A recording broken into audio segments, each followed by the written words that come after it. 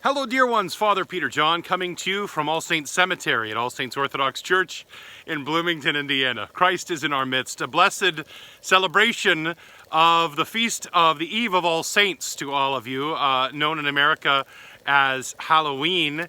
It is a Western feast. There's a reason I'm holding this flaming gourd next to me. I want to talk about that first. In the ancient times, in the Druidic religion, there was a tradition that said that on October 31st, on Halloween, what we celebrate as Halloween today, on that night, that the Lord of the Dead would come through the countryside seeking which souls he may harvest. And so the people then, on that day, before the sun went down, they would come together and they would build a giant bonfire. And they would bring their hollowed out gourds and fill them with sticks and things, and they would take fire from the giant bonfire. They would fill their gourds with the fire, and then they would process to their homes. It was not uncommon, we are told, as we read about these things, that people would get together, families would join together. They would bring and combine as much light as possible, have as much festivity as possible. They would stay up all night, keep the fires burning all night in order to keep this Lord of the Dead away from their home. See, he couldn't stand the light.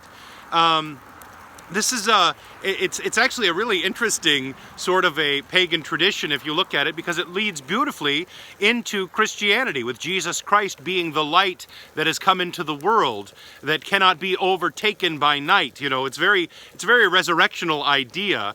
And that Jesus has trampled down death by his death, which is why I have a cross carved in my gourd, because the cross is this instrument of life that has put death to death. Anyway, so then we come to this ancient pagan feast meeting Christianity in the West. And so what happened was that the missionaries had to decide, how are we going to communicate with these people? You know, they've got their own pagan religions. They have this feast of the Lord of the Dead that they celebrate. What are we going to do with this? Well, the church in the West decided that they would make that their feast of All Saints, November 1st. And so on October 31st, when people got together to celebrate and to have festivities in the light, then they would be celebrating all of the saints and the light of Christ shining forth in the saints, which is what we see when we look at an icon and we see the halo around the person, the saint depicted there. That's the light of Christ shining through them.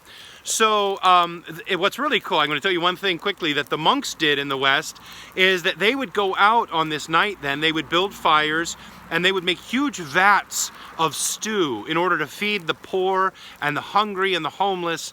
And so on that evening, the eve of All Saints, or All Hallows Eve, which again we say in America, we say Halloween, on that evening, the monks would celebrate the light of Christ by sharing with those who did not have what they needed to eat and were in need of a warm meal. It's, again, a beautiful tradition, a Christification of this ancient pagan custom, a baptism of one of these traditions that came from the Druids in the West. So that's what I wanted to say. I hope you all have a wonderful celebration. If you celebrate Halloween, when I celebrate Halloween, I celebrate the light of Christ that has overcome the night and the darkness. And my prayer is that each and every one of us will be lights in this world that is just dying to see the light of Christ.